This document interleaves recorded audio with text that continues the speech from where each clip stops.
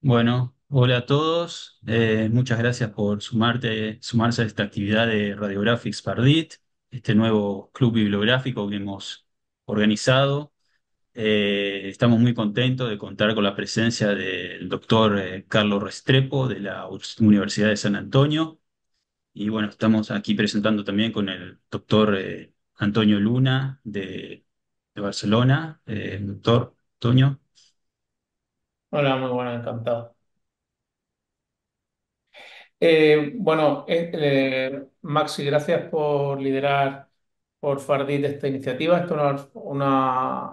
Es una iniciativa coordinada entre, entre Fardit y Radiographics, que ya se ha hecho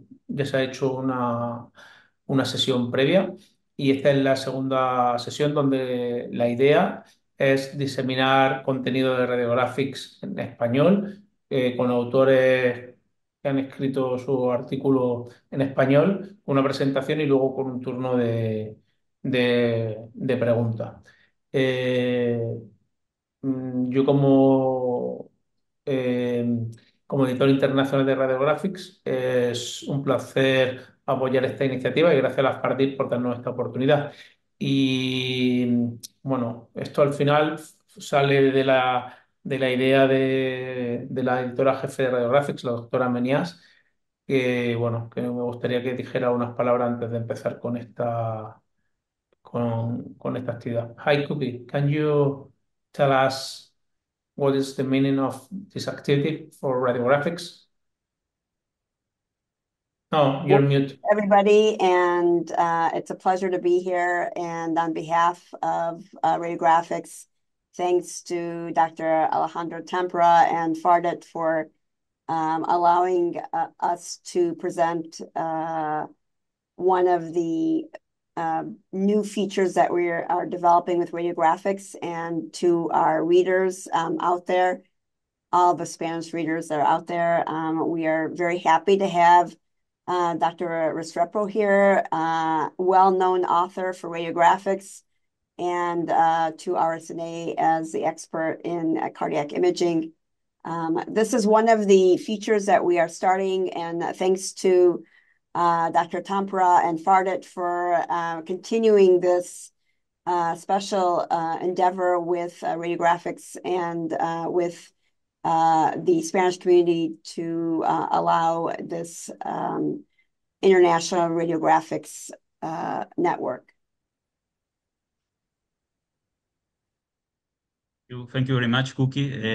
Alejandro, ¿querés decir unas palabras de parte de la Federación? Bueno, expresar, eh, al contrario, las agradecimos todos nosotros por recibir el apoyo que nos dan eh, Cookie, Antonio y Maxi, y por supuesto la colaboración en este momento de Carlos Santiago, a quien le agradecemos.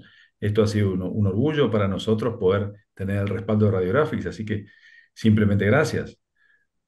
Cookie, I would like to express my gratitude for you and for Antonio and Maxi for stay here with us.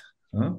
Uh, I, we understand that the time and effort it takes to travel for this activity. So thanks once again for having with us. Thank you very much. Radiographics and the professors.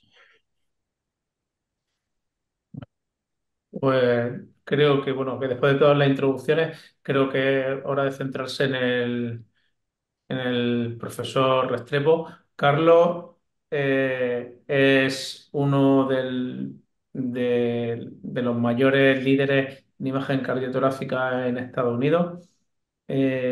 Aparte de por la calidad de su contenido, porque lleva muchísimos años, a pesar de lo joven que es.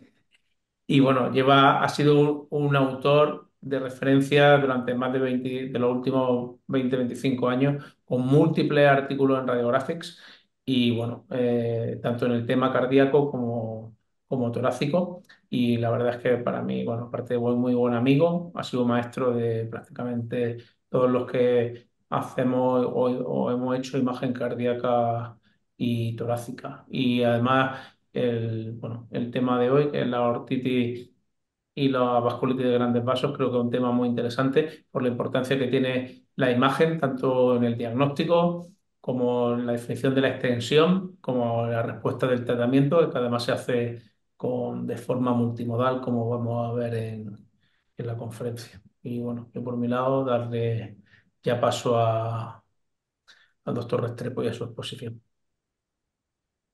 Muchas gracias, Antonio. Muchas gracias a todos ustedes por la amable invitación. Es un gusto y es un privilegio para mí poder participar y colaborar con esta actividad. Entonces, el tema que se me ha asignado y basado en algunas publicaciones, entre ellas el artículo en Radiographic de hace ya un buen número de años sobre aortitis, es este tema importante de cambios inflamatorios de la aorta de los grandes vasos. Realmente el tema de aortitis no se puede abordar sin una visión más panorámica porque muchas de las enfermedades que afectan la aorta son enfermedades sistémicas y eso es lo que quiero enfatizar en esta presentación. Vamos a revisar rápidamente la clasificación de vasculitis. Vamos a ver cuáles son las manifestaciones y los criterios de diagnóstico más importantes que el radiólogo debe conocer. Y vamos a revisar cuál es el papel de las imágenes diagnósticas en el diagnóstico y en el seguimiento de estos pacientes. Eh, lo primero es importante recordar que desde la conferencia de consenso en Chapel Hill, hace ya un buen número de años, se definió de una manera un poco más precisa eh, la nomenclatura de los diferentes vasos para tratar de centralizar mejor las enfermedades que afectan a los vasos dependiendo de su tamaño. En esta conferencia se definió que, de una manera un poquito abstracta, diría yo, que todos los grandes vasos son aquellos vasos que no están en el interior de los órganos, no están en el interior de los músculos y no son vasos que estén específicamente en el interior de nervios de los riñones o dentro de la piel. Se definieron los vasos de tamaño medio, como aquellos vasos que están dentro de las vísceras, y un ejemplo característico son los vasos del parenquima renal. Y todos los vasos pequeños son aquellos que incluyen arteriolas capilares y vénulas.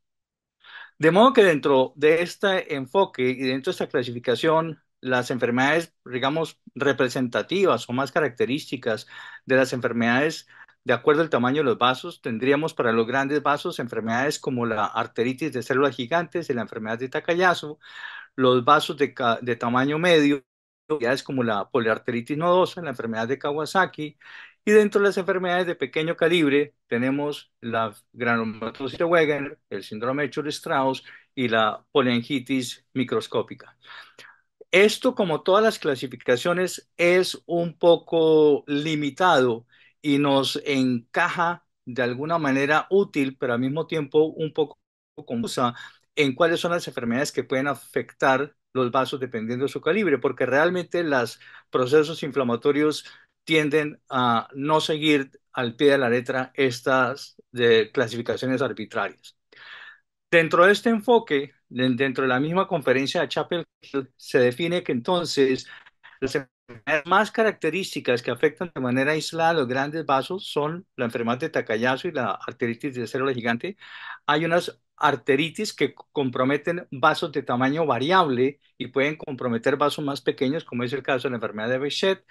Tenemos algún grupo de arteritis y vasculitis que tienden a afectar un órgano único, como es una enfermedad relativamente reciente descrita, que es la aortitis aislada, y un grupo de enfermedades que típicamente están asociadas a vasculitis y arteritis, pero también enfermedades sistémicas, como es el caso del lupus, la vasculitis reumatoidea, la sarcoidosis, y al final vamos a revisar un poquito la enfermedad por IgG4.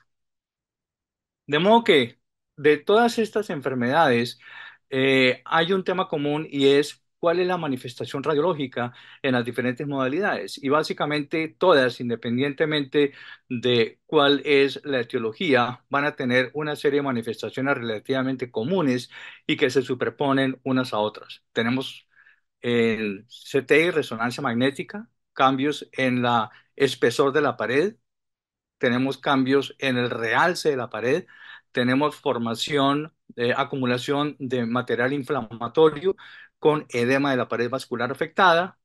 En los estudios metabólicos como la tomografía por emisión de positrones vamos a ver cambios en la actividad metabólica de la pared que está inflamada y vamos a ver también cómo hay una remodelación en el calibre de la luz que puede ser o bien por aparición de oclusión o por dilatación del vaso afectado.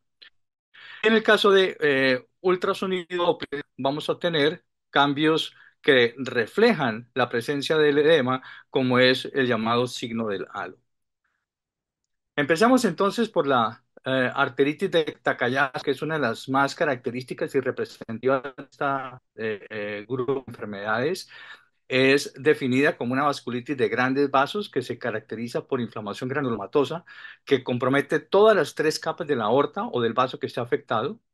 Y en el largo plazo, este proceso inflamatorio va a llevar a estenosis, a trombosis y también a debilitar la pared del vaso que puede manifestarse en forma de dilatación aneurismática. Es una enfermedad típicamente vista en mujeres en la segunda y tercera década de la vida. Generalmente la inmensa mayoría de los casos se presentan no antes de los 15 y no después de los 30 años de edad. Y como todos sabemos, es una enfermedad que afecta a mujeres mucho más que a los hombres, en una relación de aproximadamente 9 a 10 veces. La enfermedad tiene dos etapas clínicas. La etapa inicial, en la que los pulsos vasculares están afectados, y una fase oclusiva tardía, que es una fase crónica en la cual clínicamente la manifestación es la pérdida de los pulsos de los vasos comprometidos. La mayoría de los pacientes con enfermedad de Takayasu tienden a ser una enfermedad crónica sostenida a través del tiempo, y esa cronicidad va a llevar a compromisos más extensos, como es el compromiso de la válvula aórtica, que se observan en aproximadamente una cuarta parte de los pacientes, signos típicos de claudicación del vaso comprometido, una característica morfológica muy característica de la enfermedad de Takayasu son las lesiones saltadas, en que hay una zona comprometida, una zona preservada, una zona comprometida. Y es una enfermedad que, a pesar de ser una enfermedad inflamatoria relativamente benigna, tendería uno a pensar, tiene una mortalidad importante, alrededor del 15%. La mayoría de los pacientes que fallecen por Takayasu lo hacen desarrollando insuficiencia cardíaca. De lejos, el vaso más comúnmente afectado en Takayasu es la arteria subclavia, lo cual va a producir claudicación en las extremidades superiores y fenómeno de Raynaud. El segundo vaso más comúnmente comprometido es la carótida.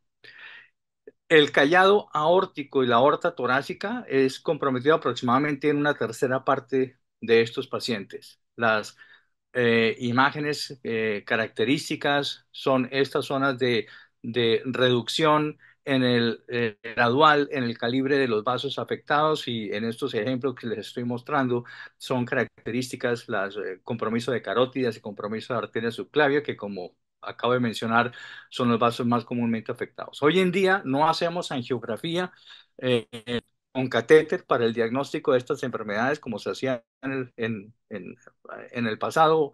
La angiografía en estos pacientes hoy en día está reservada para la posibilidad de intervención en casos seleccionados. Los criterios de diagnóstico de enfermedad de Takayasu están claramente establecidos por las sociedades reumatológicas. Son pacientes que típicamente debutan con su enfermedad antes de los 40 años. La claudicación es la forma de presentación inicial más común, y uno de los elementos importantes del diagnóstico es las imágenes diagnósticas, que deben demostrar la presencia de una anormalidad en la morfología, en el calibre y en el grosor de la pared de los vasos afectados. cuando estos vasos están afectados y con el criterio clínico que está aquí esbozado son positivos, esta combinación de criterios clínicos y criterios de imágenes diagnósticas tienen una sensibilidad y una especificidad por encima del 90% para el diagnóstico de esta enfermedad. Hay muchas clasificaciones que han sido sugeridas, y han sido propuestas para establecer el grado de extensión y el seguimiento y la estandarización de estos pacientes. La que nosotros seguimos y creo yo que es tal vez la más sencilla y más completa es la clasificación de humano propuesta en el año 1996 en el que clasifica estado 1 de la enfermedad cuando solamente los vasos brachiocefálicos están comprometidos, el grado 2 cuando hay compromiso de vasos brachiocefálicos y aorta torácica, el estado 3 compromiso de la aorta torácica y abdominal sin compromiso de vasos brachiocefálicos, 4 abdomen únicamente y 5 vasos brachiocefálicos, aorta torácica y aorta abdominal. Ejemplos característicos, como esta paciente, 22 años, mujer, que la tomografía computada muestra estas extensas áreas de inflamación y engrosamiento de la pared aórtica. Se ve en la aorta descendente una pequeña zona de ulceración. En resonancia magnética, pues los cambios que son característicos de un proceso inflamatorio, igualmente se observa la combinación tanto del edema y el engrosamiento de la pared de los vasos afectados, en este caso todos los vasos brachiocefálicos, así como la aorta torácica, y signos de edema con las características de señal características, baja señal en T1, alta señal en T2 y algún grado de realce en la fase aguda tras la administración de medio de contraste.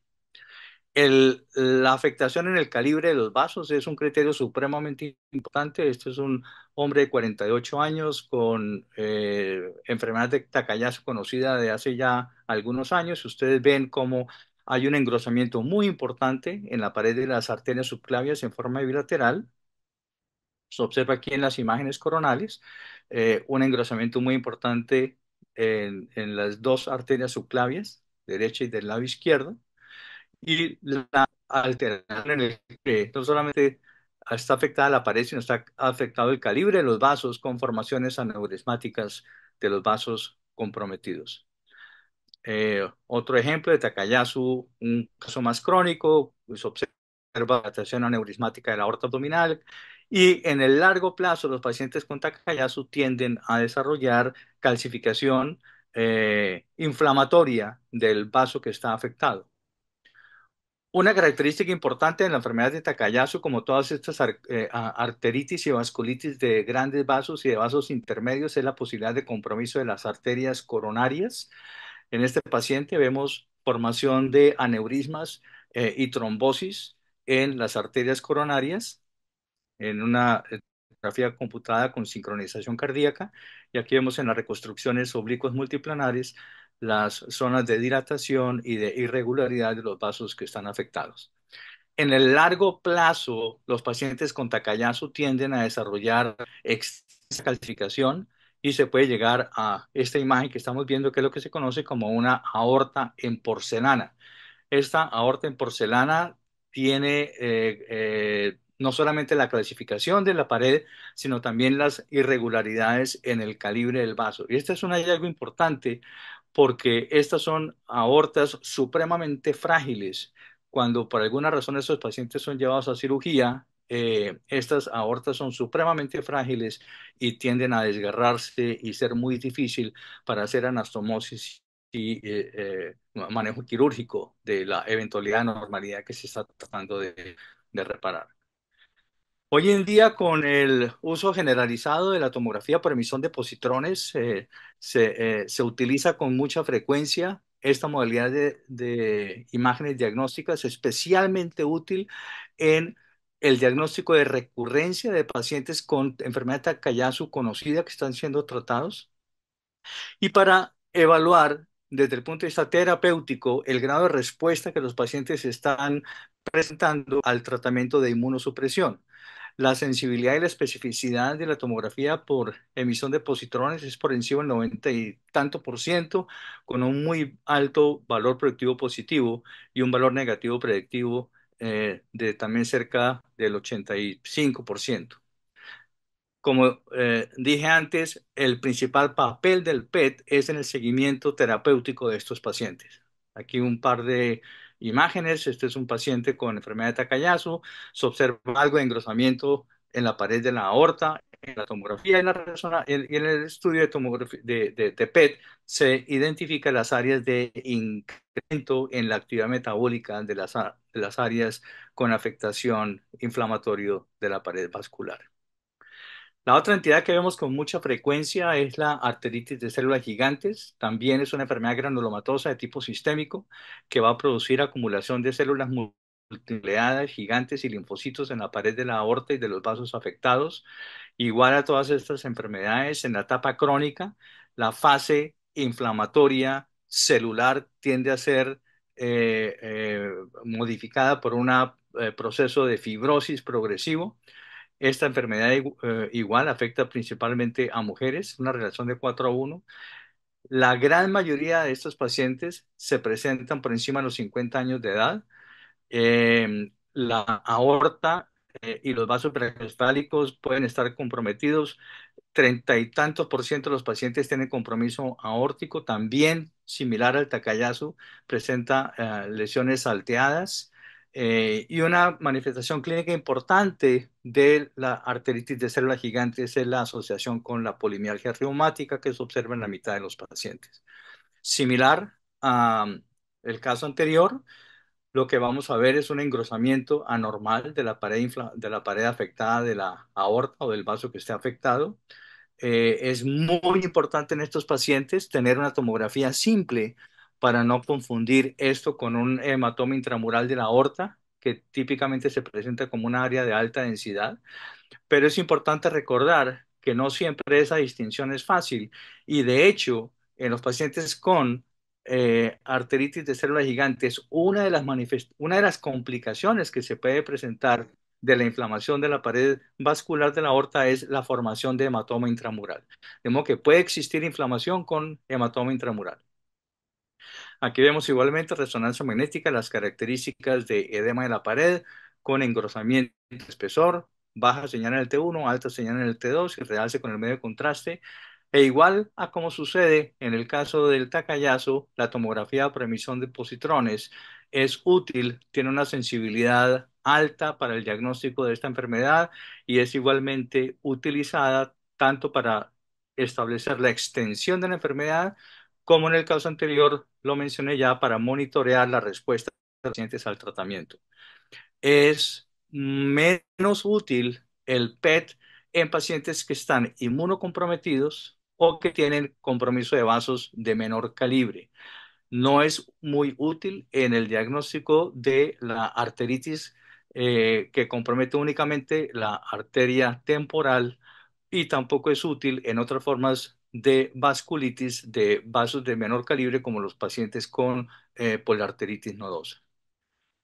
La biopsia que durante muchos años se propuso como una de las formas útiles para el diagnóstico de la arteritis de células gigantes, la biopsia de la arteria temporal, eh, es una herramienta que se cuestiona más y más cada día porque tiene una sensibilidad relativamente variable, en algunas series tan baja como el 15%, pero cuando los cambios histológicos están presentes, la especificidad es excelente.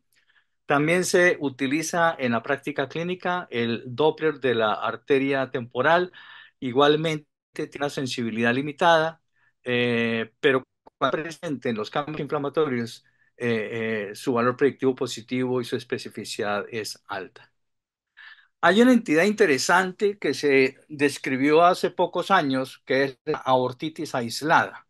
Esta es una forma idiopática de aortitis que no es tan infrecuente. Se considera hoy en día que es hasta 8% de todas las aortitis inflamatorias. Y tiene una histopatología que es idéntica a la de enfermedad de Takayasu y a la arteritis de células gigantes con cambios granulomatosos de la pared vascular.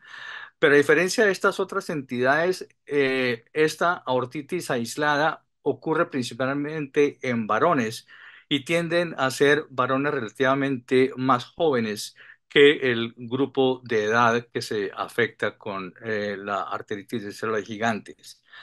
Otra característica única de este aortitis aislada es que tiende a afectar principalmente la aorta ascendente y el callado aórtico y respeta los vasos brachiocefálicos.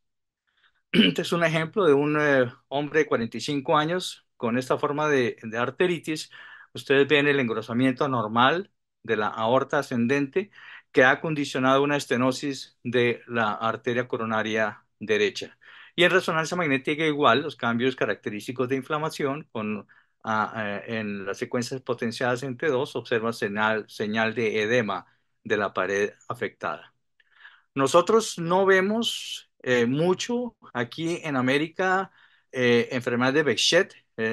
Lo vemos en algunos inmigrantes. De esto, pues Antonio con su ciudad, ve muchísimo más de esto. Es una forma idiopática de vasculitis que clínicamente se asocia con ulceraciones y estomatitis, uveitis y úlceras genitales, cambios cutáneos, que de hecho fue como fue descrito inicialmente por Behçet, que era un dermatólogo.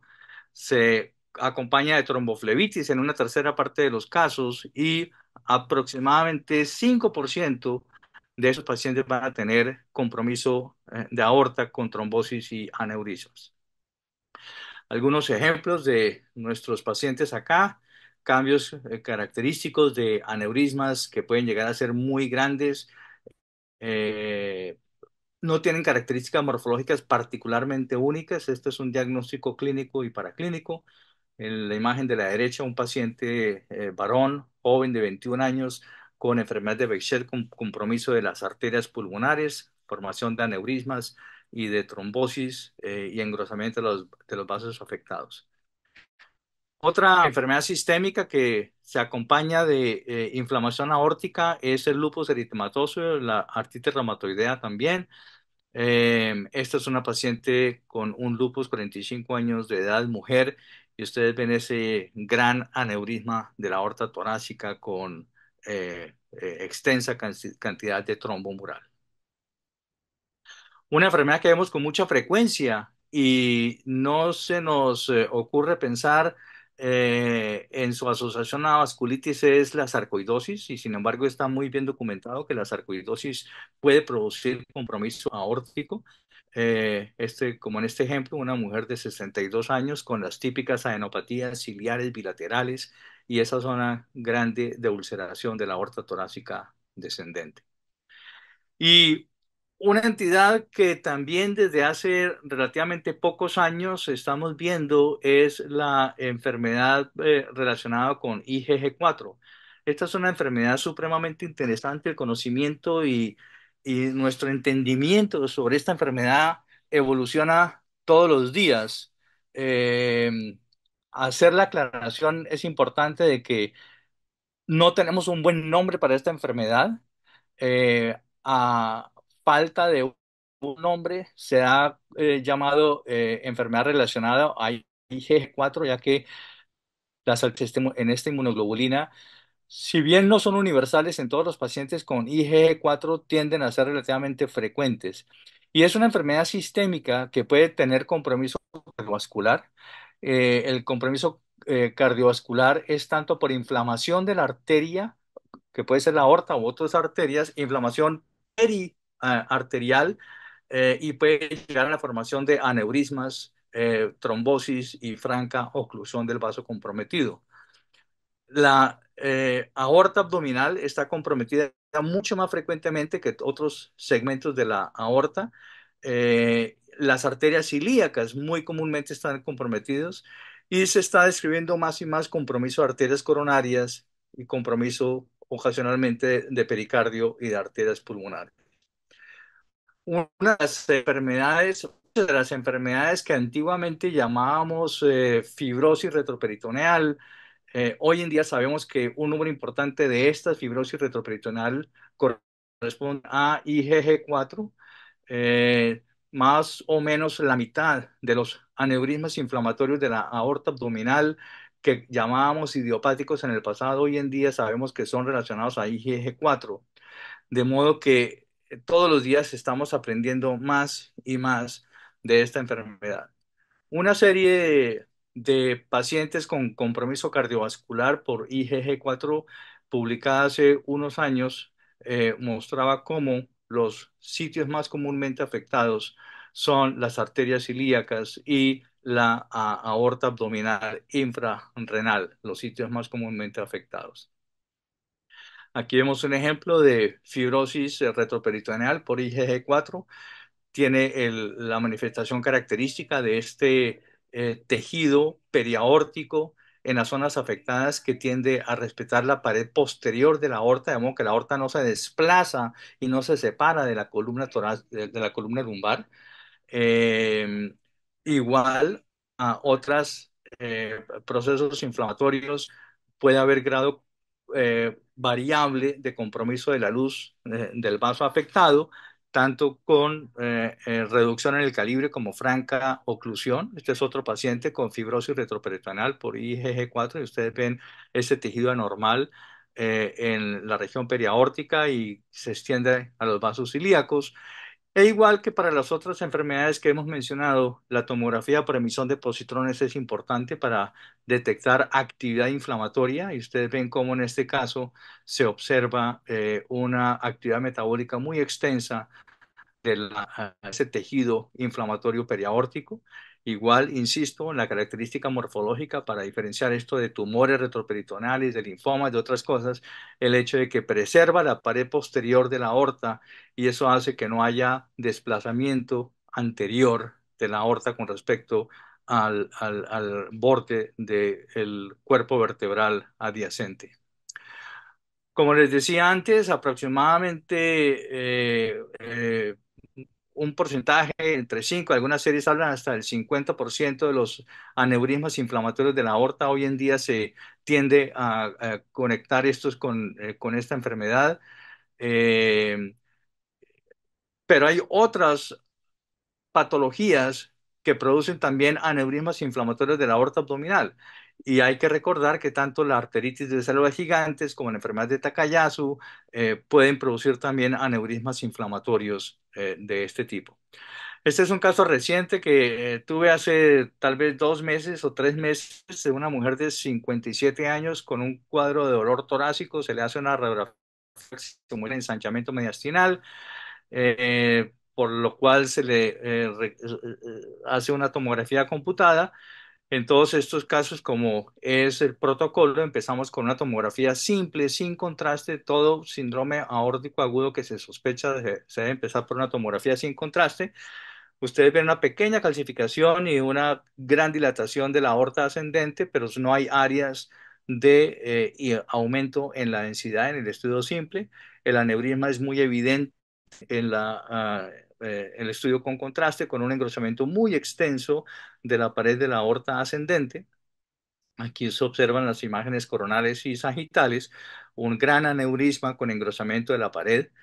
Esta aneurisma medía cerca de 6 centímetros, de modo que con el cuadro de dolor intenso, un aneurisma que duele y que tiene un diámetro tan grande como esto, es una indicación quirúrgica para hacer corrección urgente de esta anormalidad. La paciente llevada a cirugía, se hace la resección del aneurisma. Miren ustedes el grosor de la pared aórtica es extremadamente anormal y el estudio de patología es, como ustedes lo ven acá, muestra niveles elevados de IgG4 y todas las características morfológicas, la fibrosis estoriforme que es característica de esta enfermedad, todas las cadenas kappa, lambda y toda la inmunohistoquímica es característica de aortitis por IgG4. De modo que aunque no es el sitio más común de afectación la aorta ascendente, este es un caso interesante que nos recuerda que cualquier segmento de la aorta puede estar afectado por esta enfermedad. Y insisto nuevamente en el papel del PET en estos pacientes. Esta es una serie de 35 pacientes con IgG4 en que muestra cómo 100% de estos pacientes tenían incremento de la actividad metabólica y casi el 100% de estos pacientes muestra compromiso multifocal. De modo que nuevamente el PET es útil para el diagnóstico y es útil también para el seguimiento de estos pacientes. Este es otro caso reciente que tuvimos de IgG4 con compromiso de arterias coronarias. Y se observa la periarteritis con ese gran proceso inflamatorio que produce engrosamiento y un tejido anormal rodeando las paredes coronarias. Todas las tres arterias coronarias están comprometidas en este paciente e igualmente pueden comprometer el calibre de la luz y pueden producir isquemia. Aquí vemos en las reconstrucciones sagitales y coronales la muy severa afectación de todos los vasos coronarios de este paciente. De modo que en forma de resumen, estas aortitis no infecciosas las podemos catalogar, digamos, en varias familias, unas en que solamente los grandes vasos tienden a estar comprometidos, como es el caso del Takayasu y la arteritis de células gigantes, no hay compromiso visceral, digamos, unas que producen compromiso variable de vasos de diferente tamaño, como es el caso de la enfermedad de Behçet, unas que tienden a producir compromiso único y aislado de la aorta. Esta es una enfermedad recientemente descrita, que es la aortitis aislada de la aorta torácica y la aorta ascendente, y aquellas que están asociadas con enfermedades sistémicas, dentro de las cuales pues las enfermedades del colágeno que todos conocemos están incluidas, la sarcoidosis y tal vez el punto que quiero dejar enfatizado es pensar en IgG4, que es una enfermedad que cada día estamos reconociendo más y más entre nosotros y aprendiendo a diagnosticar y aprendiendo a diferenciar. Desde el punto de vista de elementos para recordar para nuestra práctica clínica, estarían resumidos en esta tabla.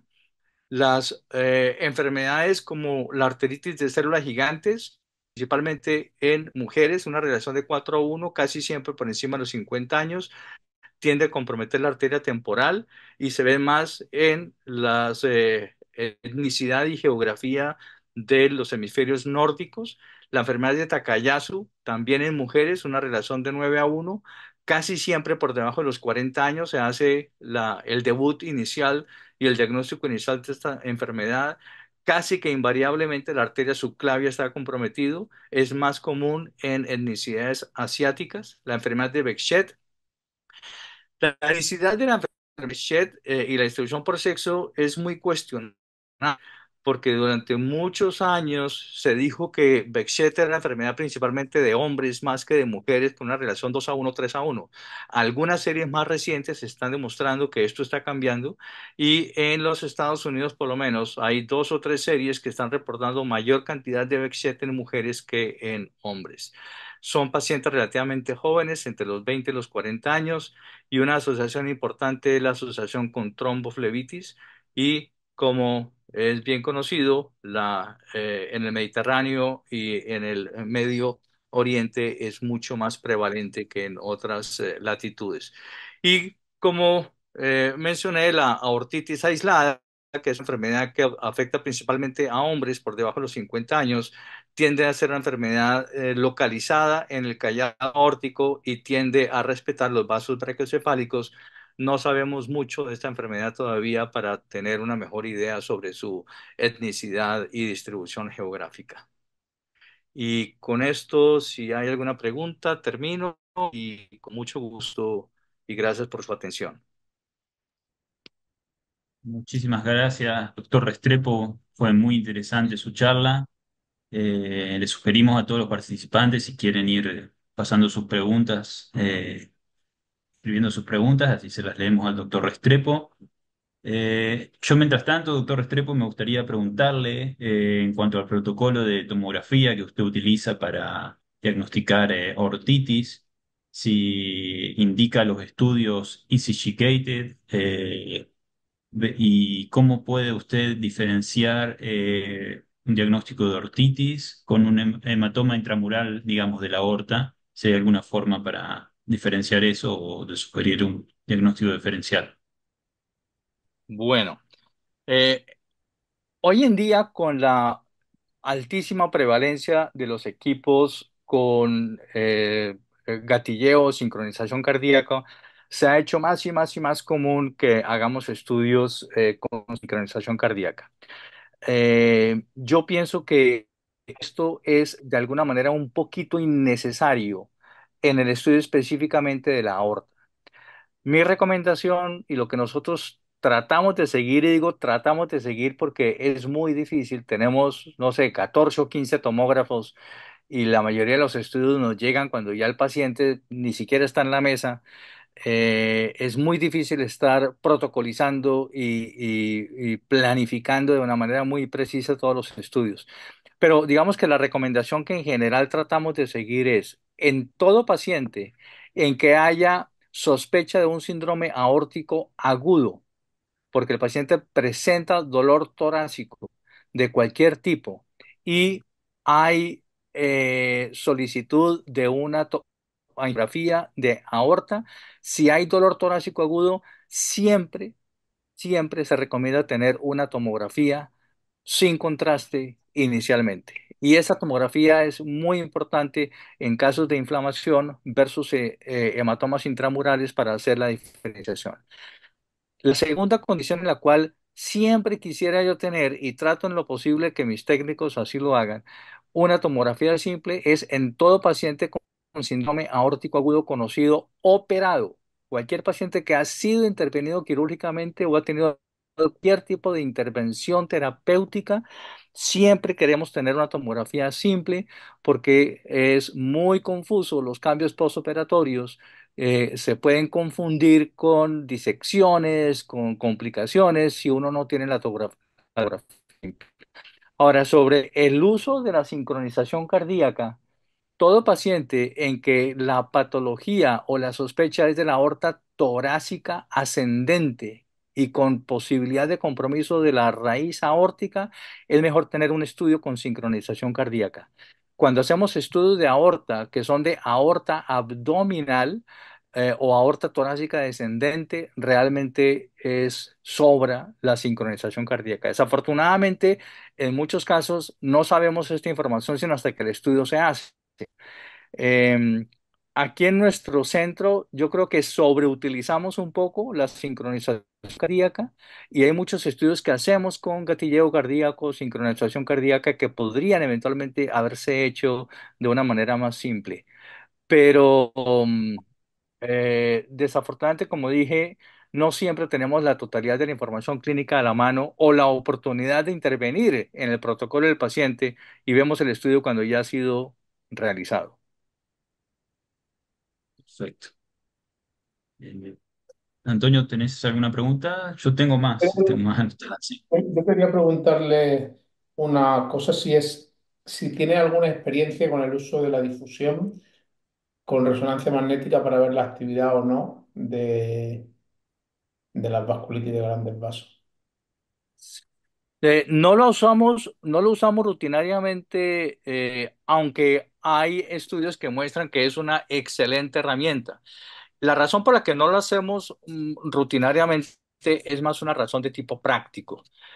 ¿Cuál es esa razón de tipo práctica? Tenemos un backlog en resonancia magnética de 3 a 4 meses. O sea, si un paciente viene hoy y pide, a pesar de que tenemos, no sé, 12 resonadores o alguna cosa así, un paciente pide hoy un estudio de resonancia magnética, puede estar 3 o 4 meses esperando que se le haga el estudio.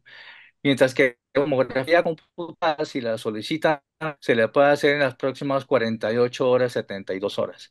Entonces, por esa razón de tipo práctico, nosotros subutilizamos la resonancia magnética en muchas patologías de tipo vascular. Y, Y pues, y estáis utilizando la resonancia para alguna indicación concreta en estos pacientes, o realmente no lo utilizáis, solo utilizáis PET y TAC, entiendo, ¿no? CT. sí, debería utilizarse más y la sensibilidad y la especificidad es buena para demostrar inflamación activa, pero es mejor el PET. ¿Qué secuencias encuentra usted más útiles en la resonancia magnética? ¿T1, T2, pre o post contraste? ¿Cuál es el A ver, protocolo que usted sugiere? para ver actividad inflamatoria, las secuencias potenciadas en T2 con supresión de grasa y después de la administración de medio de contraste son importantes. Pero como dije antes, muchos de estos pacientes van a requerir estudios seriados en el tiempo y por las dificultades prácticas que tenemos de tener estos pacientes acceso a la resonancia magnética, no lo usamos muy rutinariamente. Tendemos a utilizar más la resonancia magnética o a hacer un poquito, digamos, más exigentes en cuanto a hacer resonancia magnética en estos pacientes cuando estamos en presencia de vasculitis de este tipo en pacientes jóvenes. Particularmente en mujeres y mujeres jóvenes, obviamente preferimos hacer resonancia magnética en lo posible.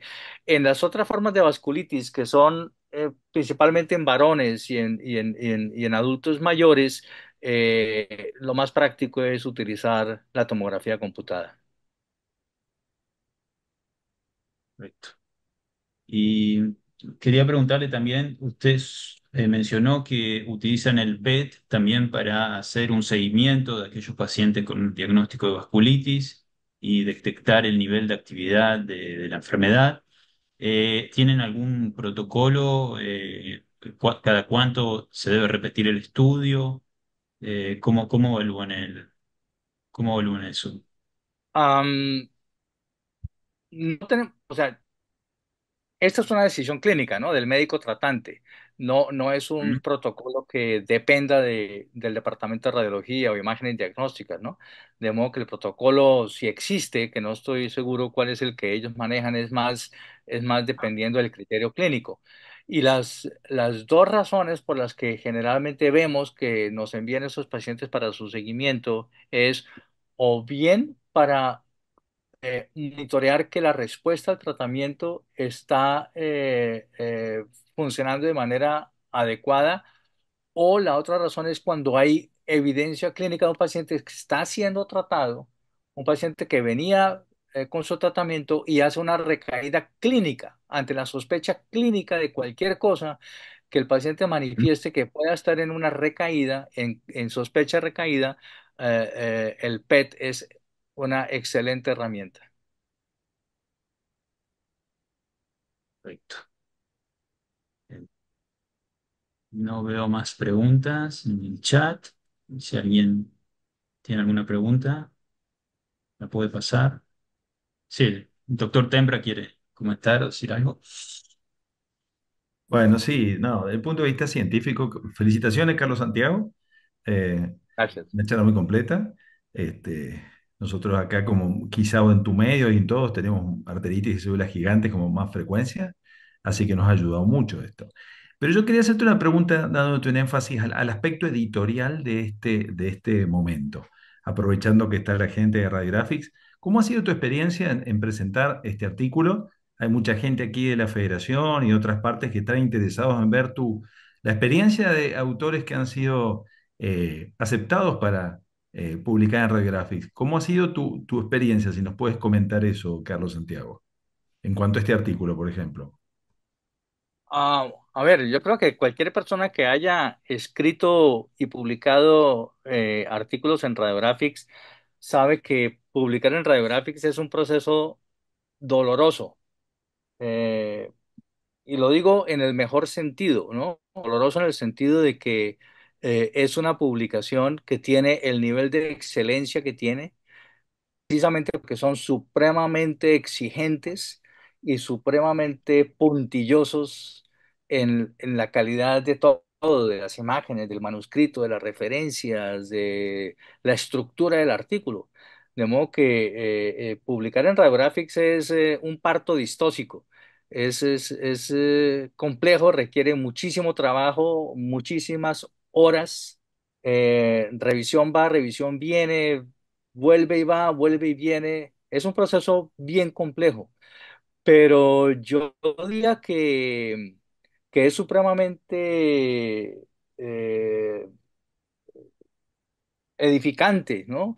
cuando uno se lanza en esto, todo ese proceso de alta exigencia editorial es lo que realmente determina que la calidad de Radiographics sea reconocida a nivel internacional como una de las publicaciones más importantes en el mundo de la radiología y especialmente en el campo de la educación y la docencia en radiología. No sé si eso contesta tu pregunta. No es fácil, es supremamente exigente, es supremamente laborioso, pero es la única forma en que la publicación llega a tener el nivel de excelencia que tiene. No, claro que sí. Tu respuesta sincera es la que queremos escuchar para estimular al desafío de colaborar con Radiographics. Muchas gracias de mi parte, Carlos Santiago. Gracias. Bueno, pues creo que sí que si no hay más preguntas, vamos a dar por finalizada la sesión. Y bueno, quería dar las gracias al doctor Restrepo por su colaboración y excelente presentación y a Fardit por dar esta oportunidad a Radiographics de de poder extender su contenido en habla hispana. Sí. Max, no sé si quieres cerrar la Muchísimas sesión. gracias, doctor Restrepo. Fue una hermosa actividad educativa. Nos llevamos muchos puntos educativos para poner en práctica y bueno, eh, muchísimas gracias a todos por su participación, a Cookie y Alejandro por facilitar este evento y bueno, esperamos que se sumen a próximas actividades que se organicen de este tipo. Bueno, muchas gracias a todos ustedes por la invitación. Muy gentil, es un privilegio para mí poder participar. Okay, you want to add something to close the Thanks so session? much, Dr. Restrepo. Thanks for all your expertise. It was fantastic. Thank you, Cookie. Good talking to you. And thank you for having me. We'll see you in radiographics. Okay. Pues nada, muchísimas gracias y con esto clausuramos el webinar. Un saludo. Adiós, amigos, a todos. Adiós. Felicidades. Gracias. Adiós.